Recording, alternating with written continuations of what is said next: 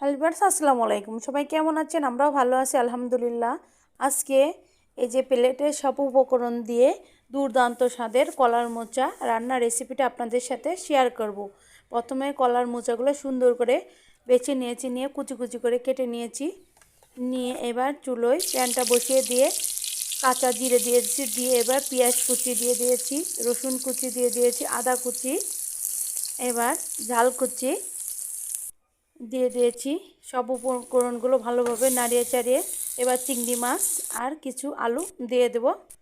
দিয়ে এটা সুন্দর করে নাড়িয়ে চাড়িয়ে এবার স্বাদ মতো লবণ, হলুদের গুঁড়ো, গরম মশলার গুঁড়ো, ধনিয়ার গুঁড়ো সব কিছু অ্যাড করে দেব। দিয়ে সুন্দর করে ভালো করে ভেজে নিব।